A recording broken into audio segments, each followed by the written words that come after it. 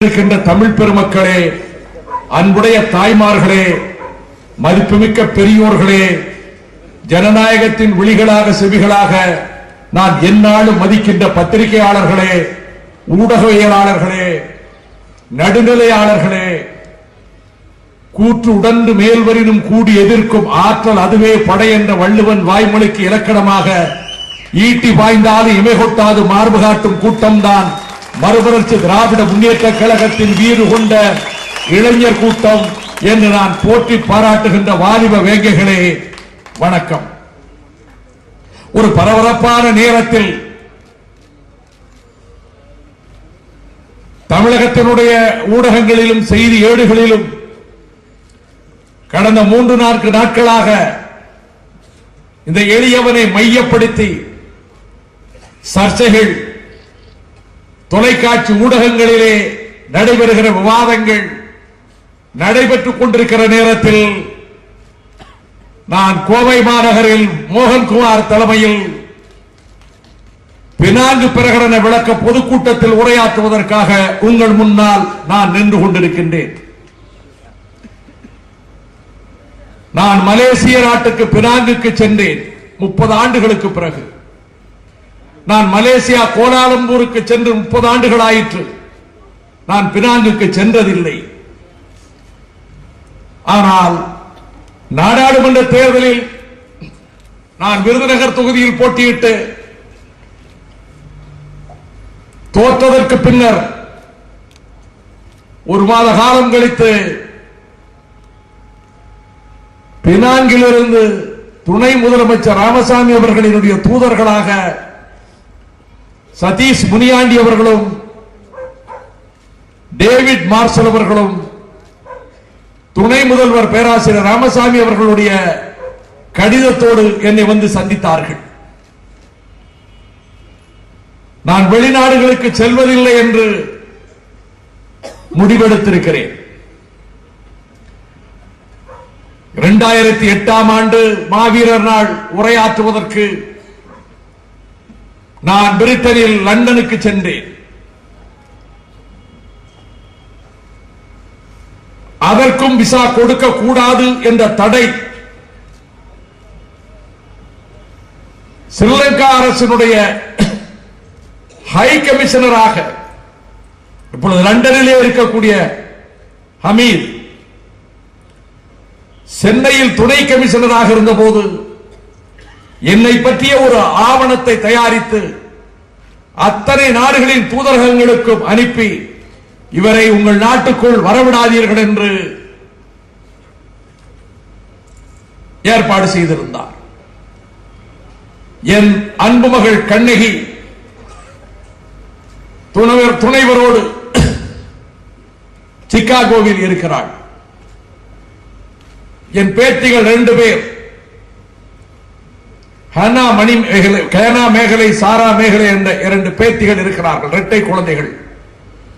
நான் வேலூரில் பொடா சிறைவாசியாக இருந்தபோது என் மகளுக்கு குழந்தைகள் பிறந்தன. நான் ஆண்டுக்கு ஒரு முறை 10 நாள் அந்த பேத்திகளை பார்த்துவிட்டு வருவதில் எனக்கு ஒரு மகிழ்ச்சி. வாழ்க்கையின் பெரும்பகுதி என் பிள்ளைகளின் மலரை சொல்லை நான் கேட்டதில்லை. போராட்டங்கள், பயணங்கள், பொதுக்கூட்டங்கள், நிகழ்ச்சிகள் என்று என் வாழ்க்கை கழிந்தது. ஆனால் 2008ஆம் ஆண்டு ஜூலை 12ஆம் தேதி அமெரிக்க ஜனாதிபதி தேர்தலினுடைய உச்சக்கட்ட பிரச்சாரம் நடைபெற்றுக் கொண்டிருந்த பொழுது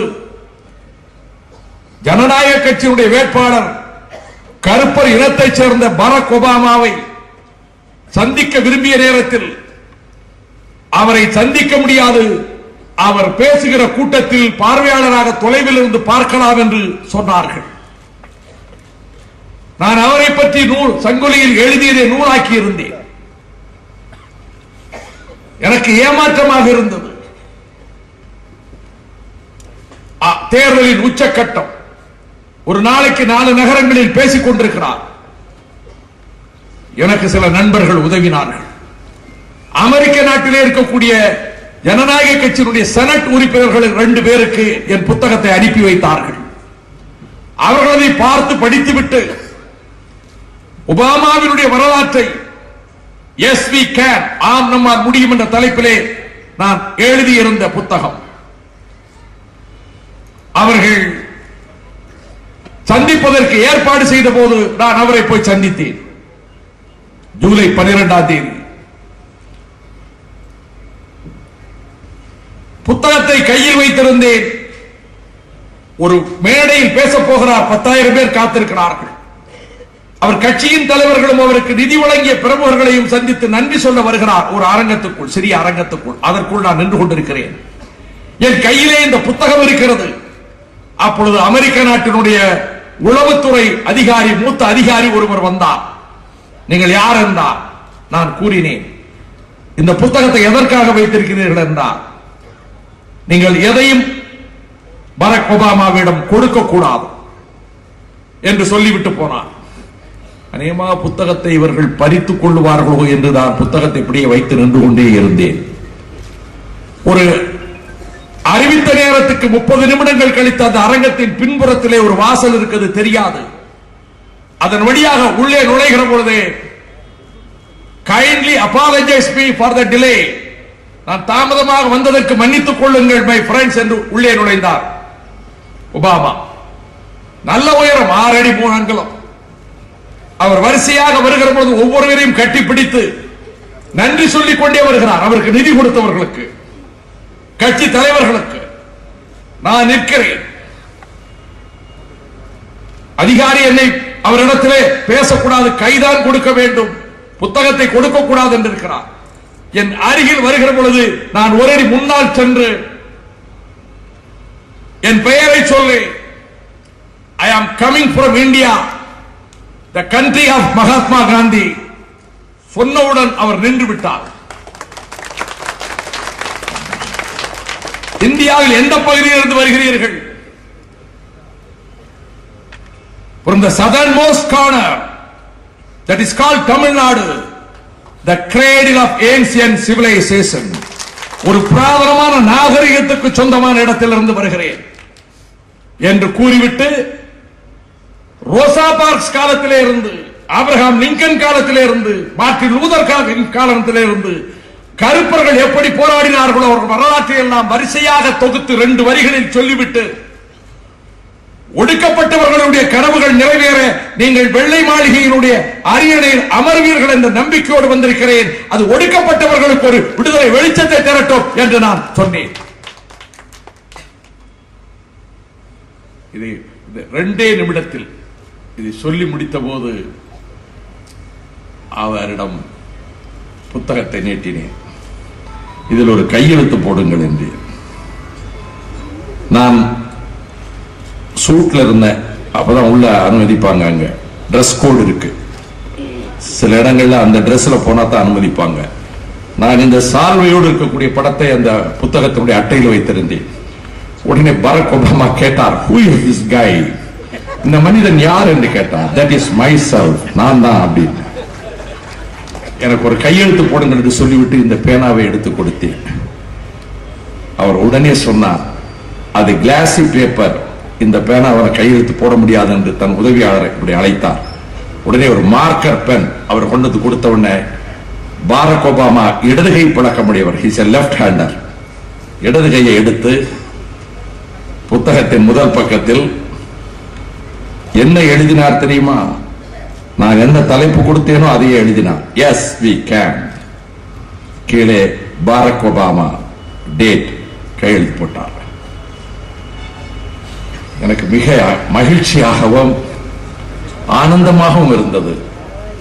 ஏனென்றால் அந்த தேர்தலில் அவருடைய முழக்கம், ஜனநாயக கட்சியினுடைய முழக்கம், எஸ் வி கேன், ஆம் நம்மால் முடியும்.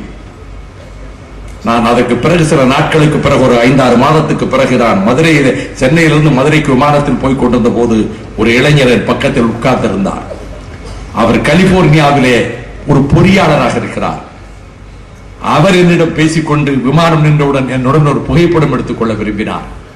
அப்பொழுது சொன்னார், ஒபாமாவை பார்த்தபோது நாங்கள் அமெரிக்காவில் இருந்தோம், தெரிந்து கொண்டோம்.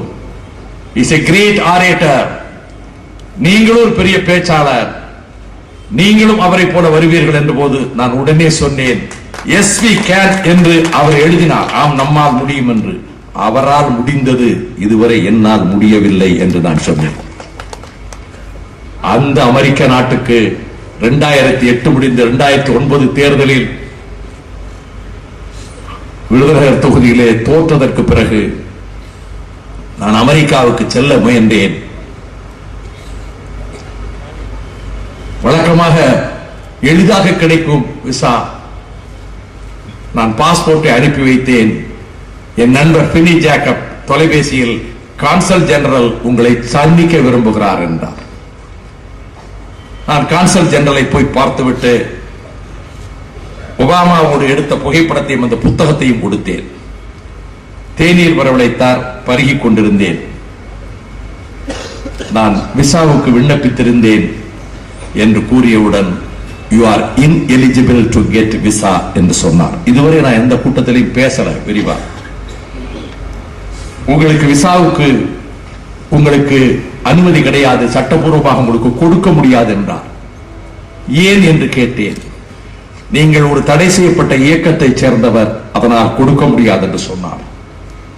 நான் சொன்னேன், I am a supporter of that banned organization LTTE. I am not a member of LTTE.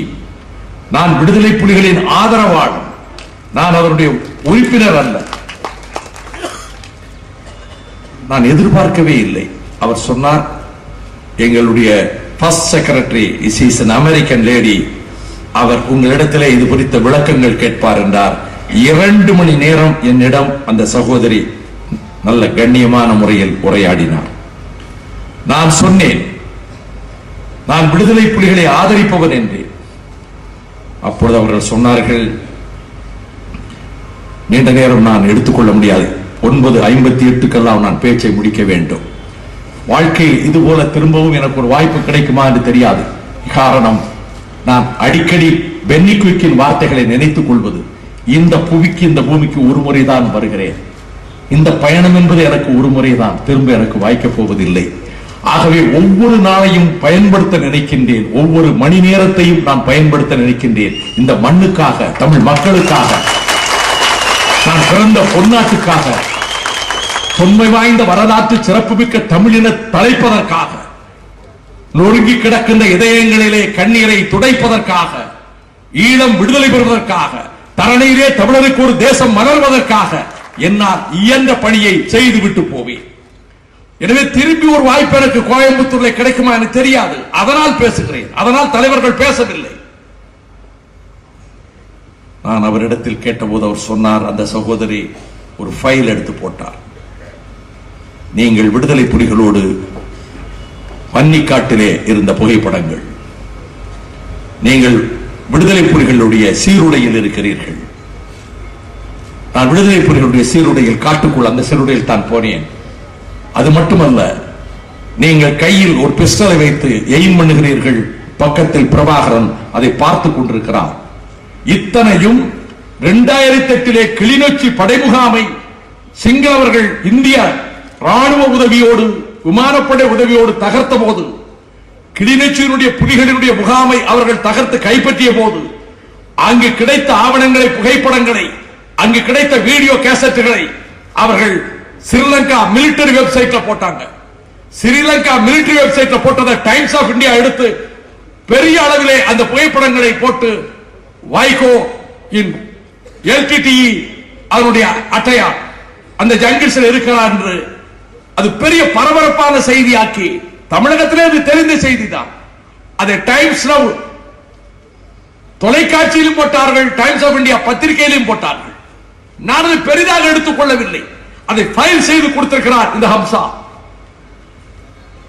கேட்டார், நீங்க வந்து LTTE இல்லைங்கிறீங்க, நீங்க இந்த ட்ரெஸ்ல இருக்கிறீங்க, நீங்க கையில பிஸ்டல் வச்சிருக்கீங்க. நான் சொன்னேன், நான் அந்த ட்ரெஸ்ல இருந்தது காட்டுக்குள்ளே தாக்குதல், சிங்கள ராணுவ இந்திய ராணுவ தாக்குதலுக்குள் போகிற போது அதுக்காக அந்த கேமோஃபிளாஜ் ட்ரெஸ் போட்டிருக்கிறேன். எனக்கு தலைவர் பிஸ்டலை வந்து எப்படி பிடிச்சு சுடுறதுங்கிறதுக்கு எனக்கு ஒரு இப்படி இப்படி பார்த்து இப்படி சுட்டு பாருங்கன்னு சொல்லுகிற போது அதை புகைப்படம் நீங்க பிடிக்கிற மாதிரி புகைப்படம் எடுக்கணும்னு சொன்னார் என்று சொல்லிவிட்டு நான் சொன்னேன், இது நடந்தது 89. அப்பொழுது LTTE தடை செய்யப்படவில்லை. 89 நான் பிரபாகரனோடு இருந்த போது விடுதலை புலிகள் இயக்கம் தடை செய்யப்படவில்லை. எனவே சட்டப்பூர்வமாக நான் இருப்பது தவறல்ல. அவர்கள் சொன்னார்கள், கடைசியில் நாங்கள் முடிவெடுக்க முடியாது, வாஷிங்டனிலே ஸ்டேட் டிபார்ட்மெண்ட் தான் உங்கள் விஷயத்திலே முடிவெடுக்க வேண்டும். நாங்கள் இந்த ஃபைலை அப்படியே அனுப்புறோம், உங்க விளக்கத்தை அனுப்புறோம், இந்த செய்திகளை அனுப்புறோம், ஸ்டேட் டிபார்ட்மெண்ட் முடிவெடுக்கட்டும் என்று அனுப்பினார்கள். 6 மாதம் கழித்து கேட்டோம், வல்லை. அவங்க நல்ல மனிதர்கள் தான். என்னை நேரில் வந்து சந்தித்து இன்னும் தகவல் இல்லை. விசா கொடுக்க வேண்டாம் என்றும் சொல்லவில்லை, கொடுக்கவும் சொல்லவில்லை. நான் சொல்லுகிறேன் நண்பர்களே, நான் எதை கேட்டாலும் செய்து தருகிறவராக டாக்டர் மன்மோகன் சிங் இருந்தார். ஈழப் பிரச்சனையிலே சோனியா காந்தியின் பேச்சை கேட்டு சில தவறுகளையும் அந்த படையெடுப்புகளை நடத்தினாரே தவிர தனிப்பட்ட முறையில் நான் எது கேட்டாலும் செய்யக்கூடிய இடத்திலே டாக்டர் மன்மோகன் சிங் இருந்தார். நான் விசாவை கேட்டு அவரிடத்திலே போய் எனக்கு எப்படியாவது ஏற்பாடு செய்து விசா வாங்கி கொடுங்க நான் கேட்கல. இது மேடையிலையும் சொல்லலை, கட்சியாளர்களுக்கே பிற பேர் தெரியாது. அது மட்டுமல்ல, இந்த ஹம்சா சுவிட்சர்லாந்துக்கு அனுப்பி சுவிட்சர்லாந்து எனக்கு விசா கொடுக்கல, கனடாவுக்கு அனுப்பி கனடா எனக்கு விசா கொடுக்கல, ஜெர்மனிக்கு அனுப்பி ஜெர்மனி எனக்கு விசா கொடுக்கல, லண்டன் கொடுக்கல. லண்டனில் பிரிட்டிஷ் எம்பிக்கள் எனக்காக ஏற்பாடு செஞ்சு என்னை 2008 மாவீர நாள் உரையாற்றுவதற்கு அனுப்பினார்கள். பெல்ஜியத்துக்கு நார்வேக்கு போனேன், ஆஸ்லோவில் பீஸ் கான்பரன்ஸ்க்கு, எனக்கு விசா கிடைக்கல. எரிக்சோலம் அங்கிருந்து டெல்லியிலே உள்ள நார்வே எம்பசிக்கு சொல்லி வைகோவுக்கு விசா கொடுங்க மாநாடு காலையில தொடங்குது. நான் காலையில போய் ஆஸ்லோவில் போய் சேர்ந்தேன். அந்த மாநாட்டுக்கு நான் கண்டிப்பாக கலந்து கொள்ள வேண்டும் என்று பிரபாகரன் விரும்பினார். அதனால்தான் நான் போனேன். வெளிநாடுகளுக்கு செல்வதில்லை. காரணம், 7.5 கோடி மக்கள் இருக்கிற தமிழகத்தை தயார்படுத்தாமல் நான் வெளிநாட்டில் போய் என்ன பேச போகிறேன் என்ற வெட்கத்தினால் நான் போகவில்லை.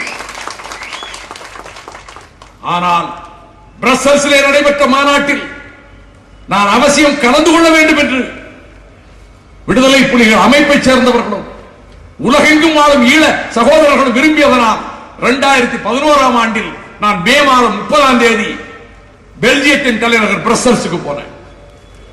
அங்கிருந்து பிரான்சுக்கு கார்ல போய் துரோகிகளால் சுட்டுக் கொல்லப்பட்டாரே தளபதி கர்னல் பரிதி, அவரோடு அந்த இரவு முழுவதும் இருந்து விட்டு வந்தேன். 1ஆம் தேதி ஜூன் 1ஆம் தேதி 2011 வருடம் ஐரோப்பிய ஒன்றிய நாடாளுமன்றத்தில் பிரசல்ஸில் நான் பேசினேன். எல்லோருக்கும் 10 நிமிடம் கொடுக்கப்பட்டது. ஏற்பாடு செய்த அயர்லாந்து எம்பிக்கே 10 நிமிஷம் தான், எனக்கு 15 நிமிடம் கொடுத்தார்கள். ஆனால் 15 நிமிடத்தில் முடிக்காமல் நான் 18 நிமிடம் பேசினேன். அதை ஒளிநாடாக போட்டிருக்கிறேன், புத்தகமாக போட்டிருக்கிறேன். அங்குதான் எனக்கு முதல் நாள் இரவில் என்ன பேசுவது என்று யோசித்துக் கொண்டிருந்த பொழுது இயற்கை அந்த எண்ணத்தை கொடுத்தது. நான் பெரிய மேதை அல்ல. இந்த ஈழ விடுதலைக்காக பல ஆண்டுகள் அதில் ஊறி போனவன், அதற்காக மடிந்தவர்கள், ரத்தம் சிந்தியவர்கள், போராடியவர்கள், அவர்கள் நெஞ்சில் நான் பூஜிப்பவனா. இயற்கை எனக்கு அந்த எண்ணத்தை கொடுத்தது. கடவுள் நம்பிக்கை உள்ளவர்கள் கடவுள் கொடுத்தார் என்பார்கள், ஆண்டவரின் கிருபை தந்தது என்பார்கள். நான் இயற்கையை சொல்லுகிறேன். என்ன பேசுவது என்று ஒரு தேநீரை மட்டும் அறிந்து கொண்டு நாள் முழுக்க நான் யோசித்துக் கொண்டிருந்தேன். ஆங்கிலத்தில் பேச வேண்டும், 15 நிமிடத்தில் பேச வேண்டும், பழைய வரலாற்றை சொல்ல வேண்டும், இன்றைய துன்பத்தை சொல்ல வேண்டும், நாளைக்கு என்ன தீர்வு என்பதையும் சொல்ல வேண்டும். Origin, present history and solution. அப்படி என்றால் என்ன சொல்வது என்று யோசித்த போது என் மனதில் பொறித்தட்டினால் போன்ற ஒரு எண்ணம் ஏற்பட்டது. இத்தனை நாடுகள் பொது வாக்கெடுப்பிலே தனி நாடுகளாகி இருக்கிறது.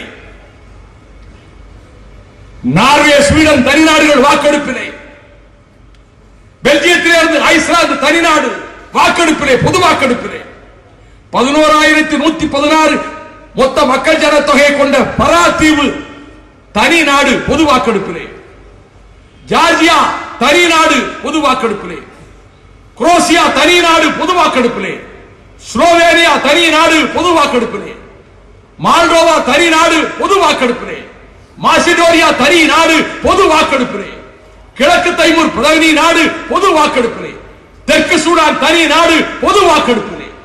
இதோ நேற்றுக்கு ஸ்காட்லாந்திலும் பொது வாக்கெடுப்பு தோற்று போனது. ஆனாலும் பொது வாக்கெடுப்பு தனி நாடாக போக வேண்டும் என்று. எனவே இதுதான் நாம் கேட்க வேண்டிய கோரிக்கை. இழந்த சுதந்திரத்தை பெற ஈழ மக்களுக்காக போராடுகிறோம். எனவே பொது வாக்கெடுப்பு நடத்தப்படட்டும், ஐநா நடத்தட்டும். அப்படிப்பட்ட ஒரு பொது வாக்கெடுப்பு நடக்கிற போது சிங்கள ராணுவமும் போலீசும் வெளியேற்றப்பட்டு சிங்கள குடியேற்றங்கள் வெளியேற்றப்பட்டு ஈழ தமிழர் தாயகத்திலே பொது வாக்கெடுப்பு நடக்கட்டும். அது மட்டுமல்ல தோழர்களே, இதுவரை நடைபெற்ற பொது வாக்கெடுப்புகளில் உலகம் பூராவிலும் பொது வாக்கெடுப்பு இதுவரை எந்த தேசத்திலும் நடைபெற்றதில்லை. எந்த தேச விடுதலையிலும். படித்தவர்கள் கவனமாக குறித்துக் கொள்ளுங்கள் மனதிலே. இதுவரை நடைபெற்ற எந்த ரெஃபரண்டமும் ஒரு நாட்டில் மட்டும்தான் நடந்திருக்கும், எல்லா நாட்டிலும் நடந்திருக்காது. ஆனால் நான் சொன்னேன், உலகத்தில் பல நாடுகளில் ஈழத்தமிழர்கள் ஏதிலிகளாக இருக்கிறார்கள், புலம்பெயர் வாழ் ஈழத்தமிழர்கள் இருக்கிறார்கள். அந்தந்த நாடுகளில் ஓட்டுப்பட்டி வைத்து சுதந்திர ஈழத்துக்கான பொது வாக்கெடுப்பில் அங்கே வாக்குகளை பதிவு செய்யுங்கள். எல்லோரும் யாழ்ப்பாணத்துக்கும் மட்டக்களப்புக்கும் தொன்னைமானாருக்கும் வல்வெட்டித்துறைக்கும் வர முடியாது. இந்த கருத்து உலக வரலாற்றில், ஐநா வரலாற்றில் இதுவரை எவரும் சொல்லாத கருத்து. இயற்கை எனக்கு அந்த கருத்தை சொல்லுமாறு எனக்கு யோசனை சொன்னது. நான் பேசியதற்கு பிறகு உலகம் புறாவில் இருக்கக்கூடிய ஈழத்தமிழர்கள் எங்களுக்கு சரியான பாதையை காட்டிவிட்டீர்கள் என்றார்கள். இன்றைக்கு இந்த பீளவேடு நகருடைய கூட்டத்தில் இருந்து நான் பிரகடனம் செய்கிறேன், இதுதான் தீர்வு என்று. இந்த தீர்வை உலகத்தில் முதலாக சொன்னவன் மறுமலர்ச்சி திராவிட முன்னேற்ற கழகத்தின் பொதுச் செயலாளர் வைகோ வைகோ வைகோ என்பதை நான் அழுத்தமாக பதிவு செய்கிறேன். சிலவற்றை பதிவு செய்ய வேண்டியிருக்கிறது. சரித்திரத்திலே உண்மைகள் மறைக்கப்பட்டு விடக் கூடாது.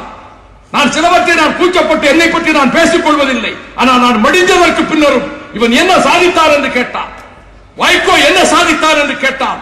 என் கல்லறையில் எழுதுகிற போது இவன் இதை சாதித்தார் என்கிற போது இதுவும் எழுதப்பட வேண்டும். அந்த பிரகடனத்தை ஒரு 6 மாத காலம் கழித்து தமிழகத்தின் தலைவர்கள் பொது வாக்கெடுப்பு வேண்டும் என்றார்கள். எந்த தலைவரும் இதை வைகோதான் முதலாக பிரேரித்தான் என்று சொல்லுகிற நல்ல மனமோ பரந்த மனமோ எந்த தலைவருக்கும் தமிழ்நாட்டில் இல்லை. அதை பற்றி எனக்கு கவலை இல்லை. I don't care. எந்த தலைவரும் இந்த கருத்தை உலகத்தில் முதலாக வைகோ இதுதான் தீர்வு என்று காசி ஆனந்தன் சொன்னார், ஈழத்தமிழர்கள் சொன்னார்கள், தமிழகத்தின் தலைவர்கள் சொல்லவில்லை. அதை பற்றி எனக்கு கவலை இல்லை. ஆனால் பொது வாக்கெடுப்பு வேண்டும் என்ற கருத்தை சொன்னார்கள். எனக்கு சந்தோஷம். எனக்கு கூட ராயல்டி கொடுக்க வேண்டும். அந்த கருத்து வெற்றி பெற்றால் எனக்கு மகிழ்ச்சி. ஒரு 6 மாத காலம் எடுத்து திமுக தலைவர் பொது வாக்கெடுப்பு என்று சில பேர் சொல்லுகிறார்கள் என்று ஒரு வார்த்தை, பொது வாக்கெடுப்பு என்று சில பேர் சொல்லி வருகிறார்கள் என்று என் பெயரை சொல்லுகிற அளவுக்கு நான் பெரிய மனிதன் அல்ல என்பதனாலே சில பேர் சொல்லுகிறார்கள் சொல்லி 1 மாசம் கழிச்சு பொது வாக்கெடுப்பு தான் தீர்வுன்னு சொன்னார். இந்த பொது வாக்கெடுப்பு நான் இன்றைக்கு தெரிவிக்கிறேன், சுதந்திர தமிழீழம் என்பது காணல் நீர் அல்ல. நான் ஆஸ்லோவிலே பேசுகிற போது இங்கு இலங்கையில் இருந்த பௌத்த பிட்சு ஆஸ்லோ கான்பரன்ஸ்ல 2வது அமர்வில் பேசுகிற போது நான் பேசிவிட்ட போது அவர் பேசுகிற போது இந்த பௌத்த பிட்சு இந்த புத்திஸ்ட் மாங்க் சொன்னார், it is a day dream. Tamil Eelam என்பது பகல் கனவு என்றார். நான் உடனே எழுந்து சொன்னேன், Norway also independent Norway also was a day dream.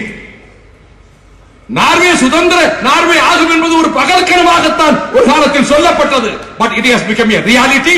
Eelam also will become a reality. இந்த கருத்து நாட்டிலே பரவ வேண்டும் என்று கருதிய போது எரிக் சொலேம் நார்வே நாட்டினுடைய வெளிவிவகார அமைச்சர் மஹிந்த ராஜபக்சே அவரை குற்றம் சாட்டினானே, விடுதலை புலிகளுக்கு ஆதரவாக செயல்பட்டார் என்று 10 நாட்களுக்கு முன்னால் குற்றம் சாட்டினானே, அந்த எரிக் சொலேம் அவரை சந்திக்க அந்த அமைச்சரவை இருக்கக்கூடிய கட்டடத்துக்கு போறேன். எந்த செக்யூரிட்டியும் கிடையாது. என்னுடைய விசிட்டிங் கார்டையும் பாஸ்போர்ட்டையும் காமிச்சேன், போட்டோ காமிச்சேன், உள்ள அனுப்புனாங்க. ஒரு செக்யூரிட்டி கிடையாது, ஒரு போலீஸ் கிடையாது. அவர் வாசலுக்கு வெளியே வந்து நின்றார். மினிஸ்டர் என்னை கட்டி அழைத்துக் கொண்டு அவர் சொன்ன வார்த்தை, மிஸ்டர் பிரபாகரன் உங்களை பற்றி நிறைய தடவை சொல்லி இருக்கிறார், இன்றைக்கு உங்களை சந்தித்ததிலே மகிழ்ச்சி என்றார். 45 நிமிடம் பேசிக் கொண்டிருந்த பொழுது சொன்னார், ஈழ பிரச்சனைக்கு தீர்வு இந்தியாவில் இருந்துதான் வர வேண்டும். எந்த ஐரோப்பிய நாடோ வேறு நாடுகளோ உங்களுக்கு உதவி ஈழத்துக்கு உதவும் என்று ஒருபோதும் எதிர்பார்க்காதீர்கள். இந்தியாவை கடந்து எந்த நாடும் இதிலே தலையிடாது. பல்வேறு காரணங்களால். ஏனென்றால் இந்தியாவில் 7 கோடி தமிழர்கள் இருக்கிறீர்கள். உங்களுக்கு இல்லாத அக்கறை மற்றவர்களுக்கு என்ன? 7 கோடி தமிழர்களுக்கு ஆபத்து என்றால் இந்தியா அந்த நாட்டின் பிரஜைகளை பாதுகாக்காதா? அவர்களின் தொப்புள் கொடி உறவுகளை பாதுகாக்காதா? எனவே தமிழ்நாடு தான் இதற்கு வழிகாட்ட வேண்டும். இந்தியா அதற்கு ஒரு முடிவெடுத்தால் தான் இதுக்கு தீர்வு கிடைக்குமே தவிர உலகத்தில் எந்த தேசமும் உங்களுக்கு உதவாது என்று சொன்னார். இது உண்மை. அதனால் தான் நான் பாராட்டு தெரிவித்தேன். எத்தனையோ பிரச்சனைகளில் எனக்கு மாறுபட்ட கருத்துண்டு. அதிமுக பொதுச் செயலாளர் மீது நான் 19 மாத காலம் சிறையில் இருந்தவன் தான். விடுதலை புலிகளை ஆதரித்து பேசியதற்காக 19 மாத காலம் அதிமுக பொதுச் செயலாளர் ஜெயலலிதா அவர்களுடைய ஆட்சியில் நான் சிறைக்கு சென்றவன் தான். சட்டமன்றத்தில் விடுதலை புலிகளையும் பிரபாகரனை மீதும் ராணுவ நடவடிக்கை எடுக்க வேண்டும் என்று அவர் கூறியவர் தான். ஆனால் வரலாற்றில் ஒரு கருத்தை சொன்னவர்கள் அந்த கருத்தை மாற்றிக் கொள்வது உலகம் புறாவது நடைபெற்றிருக்கிறது. அபேதவாதம் சொன்ன ராஜாஜி அதற்கு பிறகு கம்யூனிசத்தை எதிர்த்தார். இந்தி வேண்டும் என்று சொன்னவர்கள் பின்னர் இந்தியை எதிர்த்தார்கள். அதை போல மார்ச் மாதம் 23ஆம் தேதி 2013ஆம் வருடம் போன வருடம் நான் ஒரு நீண்ட அறிக்கை தந்தேன். தமிழ்நாடு முதலமைச்சர் ஜெயலலிதா அவர்களுக்கு ஒரு வேண்டுகோள். என் அறிக்கையின் வாசகத்தை மாண்புமிகு முதலமைச்சர் மாண்புமிகு புரட்சித் தலைவர் அவர்களுக்கு ஒரு வேண்டுகோள் என்று சொல்லிவிட்டு, உலகெங்கும் உள்ள தமிழர்களின் உள்ளம் இன்றைக்கு வேதனையில் துடிக்கிறது. லட்சக்கணக்கான தமிழர்கள் கொல்லப்பட்டு விட்டார்கள் ஈழத்தில். ஒரே தீர்வு சுதந்திர தமிழீழம்தான். அதற்கு ஒரு பொது வாக்கெடுப்பு வேண்டும். சட்டமன்றத்திலே நீங்கள் ஒரு தீர்மானத்தை நிறைவேற்றுங்கள். அந்த தீர்மானத்தில் ராணுவமும் போலீசும் வெளியேற்றப்பட்டு சுதந்திர தமிழீழத்திற்கான பொது வாக்கெடுப்பை ஐக்கிய நாடுகள் மன்றம் நடத்தி உலகத்தின் பல்வேறு நாடுகளில் வாழ்கின்ற புலம்பெயர் வாழ் ஈழத் தமிழர்கள் மத்தியிலும் அந்த வாக்கெடுப்பை நடத்துவதற்கான நடைமுறைகள் செயல்படுத்தப்பட்டு அதை நிறைவேற்ற வேண்டும் என்று தமிழ்நாடு சட்டமன்றத்தில் ஒரு தீர்மானம் கொண்டு வாருங்கள் என்று போன வருடம் மார்ச் 23ஆம் தேதி நான் அறிக்கை கொடுத்தேன்.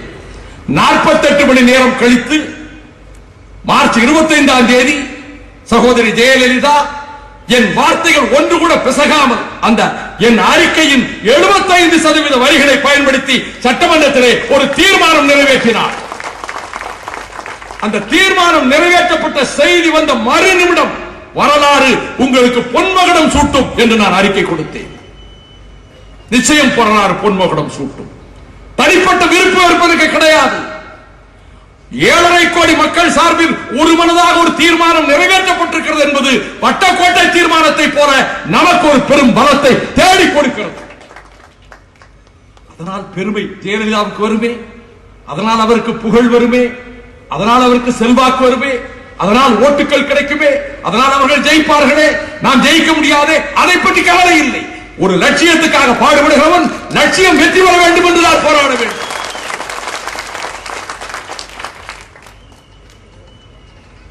இன்றைக்கு அந்த பிரகடனத்தை பிரசல்ஸில் பேசினேனே தவிர தீர்மானம் நிறைவேற்ற முடியவில்லை. நான் குறை சொல்லவில்லை. அதற்குரிய சூழ்நிலை அங்கே அமையவில்லை. ஆனால் என்னை அழைக்க வந்தார்களே 2 பேர், பேராசிரியர் ராமசாமி அவர்களின் கடிதத்தை கொண்டு வந்து வெளிநாட்டுக்கே போவதில்லை என்று கருதியவன் கடிதத்தை பார்த்த மாத்திரத்தில் ஈழத்தமிழர்களுக்காக தொடக்க நாள் முதல் 30 ஆண்டுகளாக உண்மையாக போராடுகிற தமிழ்நாட்டின் ஒரே தலைவர் என்ற முறையில் நீங்கள் பினாங்கு அனைத்துலக தமிழ் மாநாட்டுக்கு வர வேண்டும் என்று கடிதம் எழுதியிருந்தார். என்னை இப்படி பாராட்டி எழுதியதற்காக நான் ஒப்புக்கொள்ளவில்லை. ஒரு அதிகார பதவிக்கு வந்த ஒருவர் ஒரு கவுன்சிலரா வந்தா கூட, இங்க கூட எங்க கவுன்சிலர் ராஜேந்திரன் நிறைய சகோதரிகளை எல்லாம் அழைச்சிட்டு வந்திருக்கிறார். அவருக்கு நான் நன்றி தெரிவிக்கணும். இந்த கவுன்சிலர் ஒரு சின்ன பதவி வந்தா கூட அதனால் கொள்கையை பற்றி பேசினால் பதவிக்கு ஆபத்து வந்துவிடும் என்று கருதினால் பேச மாட்டார்கள்.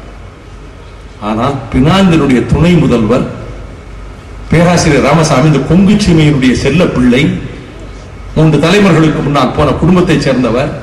அவர் மொரீசியஸ் நாடு அங்கே காமன்வெல்த் மாநாட்டில் பங்கெடுக்க விடாமல் மொரீசியஸ் பிரதமரை தடுத்தவர் பேராசிரியர் ராமசாமி என்பது எனக்கு தெரியும். அது மட்டுமல்ல, சுதந்திர தமிழீழத்துக்காக புலிகளை ஆதரித்து போர்க்குரல் கொடுக்கிறார் ஒரு நாட்டினுடைய மாநிலத்துடைய துணை முதலமைச்சர். இந்த துணிச்சல், இந்த தைரியம் யாருக்கு வரா? அதனால் உடனே அவருக்கு அலைபேசியிலே நான் பேசினேன்.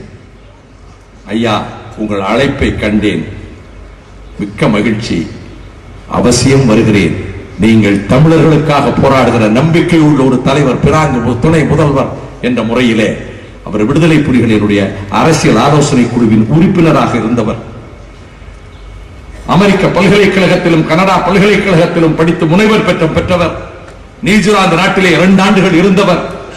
ஒரே ஒரு செய்தியை சொல்லுகிறேன். அவர் என்னை உணவருந்துவதற்கு அழைத்துக் கொண்டு போனார் ஒரு உணவு விடுதிக்கு. அது தமிழர்கள் நடத்துகின்ற உணவு விடுதி. அங்கு பணியாற்றுகிற தம்பிமார்கள் ஒரு 30-40 பேர் வந்து அப்படியே என்னை சூழ்ந்து கொண்டு ஒவ்வொருவராக புகைப்படம் எடுத்தார்கள். அவ்வளவு அன்பு, அவ்வளவு பாசம். அப்பொழுது அந்த உரிமையாளர் வந்து வணக்கம் தெரிவித்தார். எனக்கும் வணக்கம் தெரிவித்தார், துணை முதலமைச்சருக்கும் வணக்கம் தெரிவித்தார். நாங்கள் ஒரு 7-8 பேர் சாப்பிட்டோம் அசைவ உணவு. சாப்பிட்டு முடிந்தவுடன் துணை முதல்வர் அங்கே பணியாற்றுகின்ற அந்த பணியாளர் அழைத்து அந்த கட்டண சீட்டை கொண்டு வா, பில் கொண்டு வா என்றார். அந்த கட்டண சீட்டை கொண்டு வந்து அவரிடம் கொடுத்தார்கள். நான் கவனித்துக் கொண்டே இருந்தேன். அந்த கட்டண சீட்டை தன் உதவியாளரிடம் கொடுக்கவில்லை. நாங்கள் வெளியே வருகிற பொழுது அந்த கல்லாப்பட்டிக்கு முன்னால் போய் துணை முதலமைச்சர் நின்றார். அவர் மணிப்பரிசிலிருந்து பணத்தை எடுத்து அதிலே கொடுத்து விட்டு வெளியே நடந்தார். நான் உடன் சென்றேன். நான் சொன்னேன், எங்க ஊர்ல ஹோட்டல்ல பில்லு கொடுத்தா அந்த ஹோட்டல் அதோடு இருக்காது. தலைவர்களுக்கு பில்ல கொடுத்தா அதோட முடிஞ்சது ஹோட்டல். நீங்களே இப்படி அவர் சொன்னாரு, நான் முதல்ல வர்றப்ப எனக்கு பில்லு கொடுக்க மாட்டேன்னாங்க, ஹோட்டலுக்கே என்னைக்கு வரமாட்டேன். அப்படி அதாவது மட்டுமல்ல, நான் சாப்பிட போனோம். பினாங்கு கிளப்ங்கிற ஏன்சியன் கிளப், 200 ஆண்டு கால கிளப்புக்கு என்னை சாப்பிட கூட்டி போனாரு. நான் உட்கார்ந்து இருக்கிறேங்க 5-6 பேரு.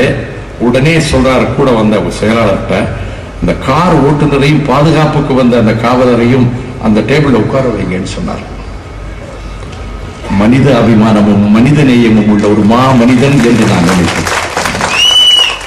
அவர் தந்தை பிறந்த ஊர் மூத்தநாயக்கன் வலசு வெள்ள கோயிலுக்கு பக்கத்திலே, தாயார் பிறந்த ஊர் இலுப்பை கிணறு.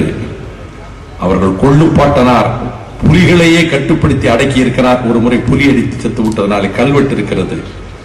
இன்னொரு பாட்டனார் தென்னை மரத்திலே எவனோ வந்து களவாடுகிறான், வெட்டி விட்டாராம். எப்படி வெட்டலாம் என்று ஜட்ஜி கேட்டப்ப, நீ என்னடா கேட்கறதுன்னு பதில் கேட்டுக்க. கிராமத்து பாணி, நீ என்னடா கேட்கறதுன்னு உடனே திருப்பி ஜெயில அடிச்சிட்டாங்க. இதை சொன்னாரு. சரி, அந்த ரத்தம் தான் உங்ககிட்ட ஓடுது, அதனாலதான் இப்படி துணிச்சலா பேசக்கூடிய எண்ணம் இருக்கு. அவர் இந்த மாநாட்டுக்கு அழைத்த இந்த சூழலில் நான் அங்கு சென்றேன்.